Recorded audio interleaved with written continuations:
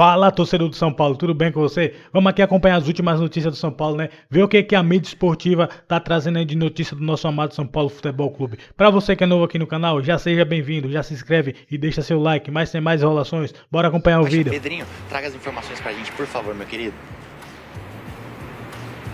Fala, Fred, tudo bem? Boa tarde para você, para Tamires. Olha, o Bobadilla é esperado em uma delegacia da Polícia Civil de São Paulo hoje à tarde para prestar depoimento sobre esse caso de xenofobia. O que é o problema? O horário desse depoimento é no mesmo horário do voo que o São Paulo viaja para a Bahia, onde encara o Bahia lá em Salvador amanhã pelo Campeonato Brasileiro. Aí temos um problema. Ou ele presta depoimento ou viaja com a delegação. O que a gente apurou hoje cedo, conversando com várias pessoas desses bastidores? O São Paulo tenta adiar esse depoimento do Bobadilla para alguma data da semana que vem. O entendimento é que justiça é bom senso, o jogador tem uma viagem a trabalho, é imprescindível para esse elenco do São Paulo, que já tem 11 desfalques, não pode contar com jogadores da posição do Bobadilla, o Marcos Antônio, que está lesionado, e também o Alisson suspenso. Então, essa articulação é feita nesse momento para que o Bobadilla reforce o São Paulo e só depois da semana que vem preste seu depoimento. Fred, eu volto com você.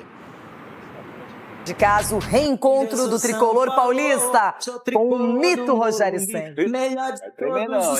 Não tem como discutir, eu sou São Paulo. Uma gota no oceano de desfalques que o técnico Luiz de Beldia vem tendo ultimamente é muita coisa. O treinador tem ao menos uma boa notícia. O garoto Luca, desfalque nos últimos 2 jogos por conta de um entorse no tornozelo direito, está à disposição. Aliás, a garotada Mendicotia está cada vez mais presente no CT da Barra Funda. Com dificuldade para reforçar o elenco por conta de problemas financeiros, a diretoria está apostando alto nessa garotada no profissional. E os resultados estão surgindo para o treinador argentino. Até brinquei com os moleques que parece Cotia, a Barra Funda ali parecia Cotia. Toda hora que eu olhava assim, eu vi um moleque de Cotia, tipo assim, que eu já conhecia há bastante tempo. Fui muito bem recebido aqui, desde a primeira vez que eu cheguei aqui. Fui muito bem recebido, eles gostam muito de mim, eu gosto muito deles.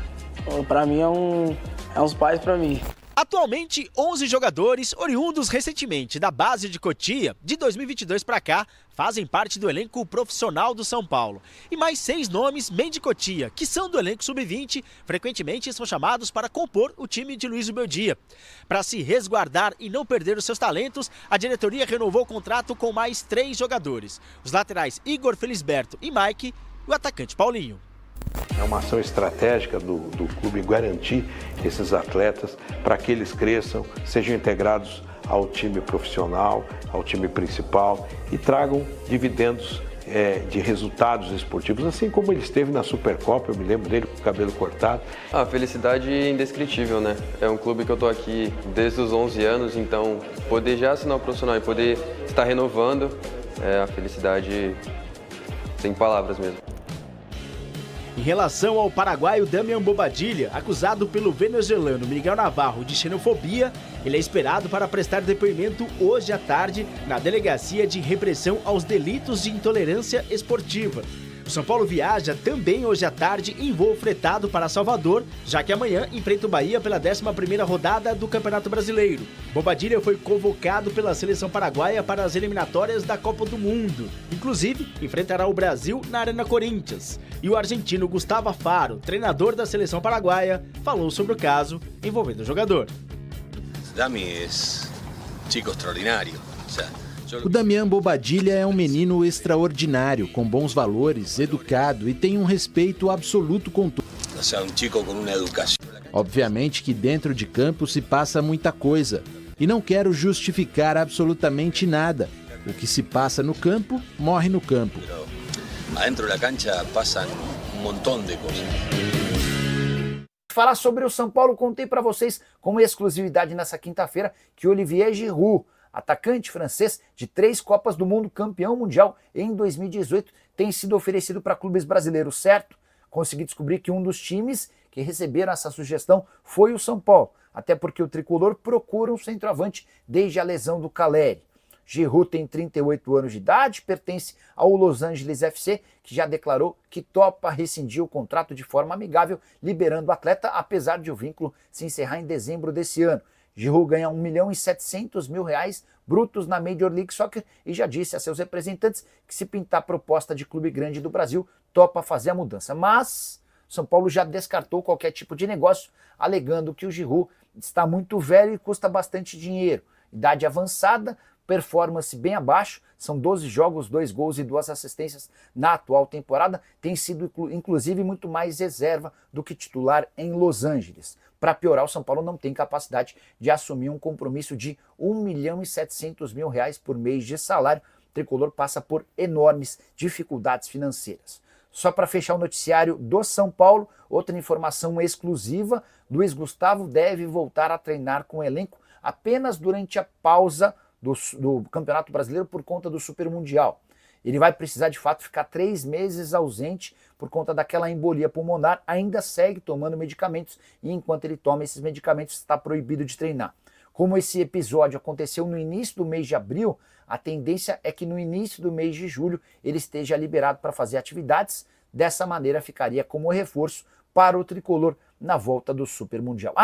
Para fechar sobre o São Paulo, boa notícia: Igor Felisberto, Mike e Paulinho renovaram os seus contratos. Promessas da base, o tricolor se preocupando em fazer com que esses atletas cheguem ao elenco profissional já com contratos mais longos. Paulo, que ficou com a segunda melhor campanha, não sei se é exatamente o time a ser temido pelos outros, mas ganhou, está lá em primeiro lugar no seu grupo, segunda melhor campanha, venceu o Tajeres e teve a questão do Bobadilla e a sua acusação de xenofobia dele. Panorama do São Paulo, fora os desfalques todos, né? Pois é, essa questão do Bobadilla, né, ele hoje, sexta-feira, está previsto o depoimento dele à polícia, né, para dar a versão dele. Tem 3 questões agora envolvendo o Bobadilla: a questão criminal, né, que está em andamento, né, no Brasil com as leis brasileiras do crime de xenofobia, né? A questão do São Paulo, aí nós estamos revendo ao meu lado o vídeo dele ali pedindo desculpas, né, no dia seguinte, a questão do São Paulo em relação ao atleta, né? O São Paulo se manifestou depois do atleta. Aliás, o São Paulo se manifestou com um atraso 17 horas depois do ocorrido. Todo mundo já tinha se manifestado, os dirigentes do Tajeres, a Federação Paraguaia, a Federação Venezuelana e, por fim, o São Paulo. Então, como vai ficar a situação dele no São Paulo? Pelo que eu entendi, o São Paulo fala em punição educativa, né? Pela falta de qualquer antecedente do jogador. E a terceira é a questão da punição esportiva dele junto à Conmebol, né? Que tem punido atletas com atitudes desse tipo. Puniu um atleta do Aliança Lima com 4 meses de suspensão por ofensa a um torcedor do Boca, por exemplo. E aí, nesse aspecto, o Bobadilla, ele pode não mais jogar a Libertadores, já que a gente está falando do São Paulo na Libertadores, e pode ficar de fora das eliminatórias sul-americanas. Ele é titular da seleção paraguaia, tanto que a Federação Paraguaia está defendendo o jogador. Ele tem, aliás, a convocação confirmada para essa data FIFA, e em tese vai jogar contra o Brasil do Ancelotti lá no campo do Corinthians, né? Então, esse desdobramento do Bobadilla, ele vai em 3 frentes daqui para frente. Em relação ao São Paulo na Libertadores, eu não me surpreendo com a campanha, porque o São Paulo normalmente já tem um envolvimento com essa competição diferente dos demais brasileiros, inclusive em relação ao Palmeiras, porque o Palmeiras tem outras pretensões, consegue ter outras pretensões ao lado da Libertadores. O São Paulo não tem elenco para tal. Aliás, a situação do São Paulo nas 3 frentes se parece muito com a do Internacional, né? Incrível como se parece. Classificado nas 2 Copas com muitas lesões, trancos e barrancos, e sofrendo absurdamente lá embaixo, os dois, né? São bem parecidos. E o São Paulo tem um técnico especialista nessa competição, né? Ele é um técnico, ele não perdeu nenhuma partida da Libertadores, desde que comanda o São Paulo. Já são 14 partidas invictas, né? O Zubeldia assumiu o ano passado lá contra o Barcelona, que o Juca conhece bem, em Guayaquil, e é eliminado o ano passado nos pênaltis para o Botafogo sem perder, e nesse ano segue é um desempenho em Libertadores que nem o São Paulo do Tele tinha, né? O São Paulo tá frágil fora, perdia bastante e era fortíssimo em casa, né? Com o Zubeldia, o São Paulo fora de casa, ele é muito resistente. Só que aí tem um porém. O Zubeldia, Dr. Jekyll, Mr. Hyde, tomou outro cartão, está suspenso na Libertadores, assim como a Arrascaeta. O Zubeldia não trabalhará no jogo que o São Paulo fará nas oitavas de final fora de casa. Incrível isso, né? Eu acho que é a questão do trabalho dele. Eu acho que o trabalho de campo é muito bom, mas ele ausente, ele ferra o time, simplesmente assim. E a outra coisa é que, diferentemente de todos, incluindo Fortaleza, remanescente na competição, o São Paulo é o que menos vai se formar mata-mata. Isso a gente já sabe.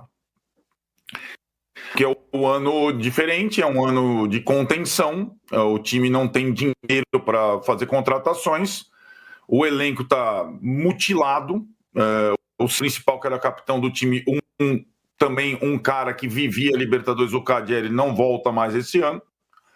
Mas o São Paulo, em tese, não vai conseguir contratar reforço para o outro campeonato que vem por aí, né?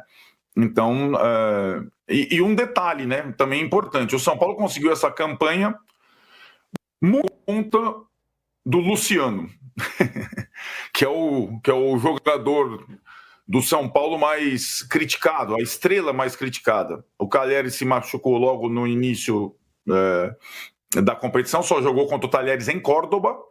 O Lucas se machucou, só jogou um pouquinho contra o Alianza em Lima. O Oscar se machucou, só jogou um pouquinho. Só o Luciano esteve presente, mesmo reserva, muitas vezes, definiu partidas, como a partida de terça-feira contra o Talheres no Morumbi. Eu vou fazer uma queixa e vou fazer um comunicado à direção do UOL. Eu estou sendo vítima de bullying, porque ele está falando do São Paulo, de repente ele mete o Barcelona, que o Juca conhece. Eu pensei, ele está se referindo à cobertura das Olimpíadas de 92, que foi das coisas mais gostosas que eu fiz na vida. Não, aí que me caiu a ficha. Não, ele está falando do Barcelona, de Guayaquil, que sei lá quando ele eliminou. Quer dizer, eu queria registrar isso na minha ficha trabalhista. Eu estou sendo vítima de bullying. Eu também quero fazer um registro. O compliance do UOL precisa se manifestar. Exatamente. Fala, não pode passar em branco a atitude, a atuação do Zubeldia no vestiário, após o acontecimento lá do banco. Na coletiva. Na coletiva. Boa. Sabe? Porque senão, sabe, foi trágica, foi absurda. Mostra que é um ignorante. Não só ele fica fora, toda hora é suspenso, ele pode ser um bom técnico, sei lá o quê, mas fora da chamada as 4 linhas, a atuação dele no vestiário foi deprimente.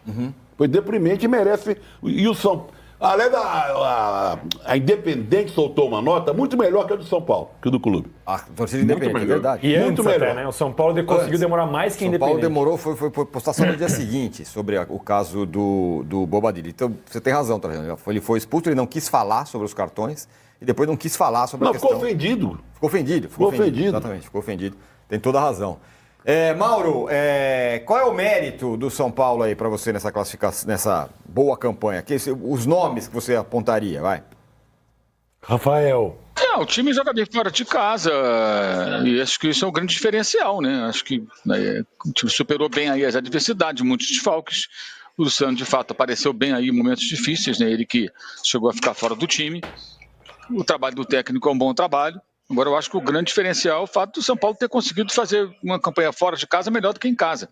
Em casa são empates e uma vitória, né? E venceu todos os jogos longe do Morumbi. E como o Arnaldo disse, normalmente era o contrário. Acho que esse é um diferencial interessante que o São Paulo apresenta nessa temporada. E curiosamente, até no ano passado, ele acabou sendo eliminado em casa. Nos pênaltis não foi em casa, acabou não passando pelo Botafogo, quando esteve até muito próximo de conseguir avançar. Acho que ele encontrou boas soluções, vocês sempre falam sobre o caso do lado direito, aquela maneira como aproveitar o Ferrarese. Acho que o São Paulo conseguiu se definir de forma bem objetiva dentro da Copa Libertadores como uma competição peculiar, que tem que saber jogar tem que entendê-la muito bem, e o São Paulo acho que fez isso de forma correta. Agora, falta realmente fôlego para poder atuar em mais frentes, porque o elenco, de fato, é curto e continua a diretoria sem explicar para o torcedor o que deveria explicar, por mais didático e claro que seja, aliás, por mais claro que seja, ser didático, explicar para o torcedor que o São Paulo tem aí restrições orçamentárias sérias e tem que enfrentá-las. O remédio amargo tem que ser tomado. O de São Paulo nem é tão amargo assim não, né? Tem Oscar, né? Tem alguns jogadores caros, mas enfim.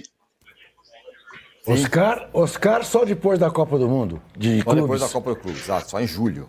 Exatamente. E sabe Deus, joga um jogo, 2 e vai ter problema, isso. né? É o que é o terror do Arnaldo, é isso, né? Que só do Arnaldo? Não, você é o cara mais frio, né, âncora? Então é isso daí, torcedor do São Paulo. Para você que chegou até aqui, se inscreve no canal e deixa seu like para estar fortalecendo nosso canal do São Paulo aqui. Galera, São Paulo aí, né? Fez sua melhor campanha na Libertadores, né? A melhor campanha na Libertadores aí. Teve um dado histórico aí. Venceu os 3 jogos fora de casa. Coisa que não havia acontecido ainda, se eu não me engano, né? Um retrospecto do Zubeldia bom na Libertadores. Muito bom mesmo, se eu não me engano. Já são 17 jogos sem saber o que é perder na Copa Libertadores. E, cara, o time do São Paulo é um time que eu, como São Paulino, não consigo ver tanta confiança nesse time. Confiança para chegar no mata-mata e passar de um time que esteja jogando futebol. Porque a gente viu o que aconteceu contra o time do Mirassol. Um time que jogou um futebol mínimo dentro do Morumbi lá, minimamente organizado, acabou ganhando da gente de 2-0. A chave é outra na Libertadores, a chave é outra. Porém, a gente como torcedor fica um pouco assustado, um pouco assustado mesmo. Por conta disso, né? Se o time tivesse indo bem no Campeonato Brasileiro, minimamente bem no Campeonato Brasileiro e bem como tá indo aí na Copa Libertadores, a gente como torcedor não estaria com essa desconfiança e essa pulga atrás da orelha, porque o time, quem colocou, acabou colocando isso aí na gente, né? Acabou colocando isso e a gente sempre fica com uma pulga na orelha. Vai entrar agora, né, contra o Bahia para jogar amanhã. Como é que a gente fica? A gente fica com essa pulga na orelha. Pô, será que vai ganhar? Como é que o time vai jogar? Vai jogar bem? A gente não sabe. A gente não sabe. O time tá remendado? Tá remendado. A gente tem que falar isso. Aliás, né? Que zica do Oscar, né, cara? O Oscar já é a segunda ou a terceira vez que ele se lesiona e vai ficar fora de jogos importantes e só vai voltar em julho. Só vai voltar em julho. O São Paulo vai voltar a jogar ainda depois do Mundial em julho e o Oscar não vai ter voltado.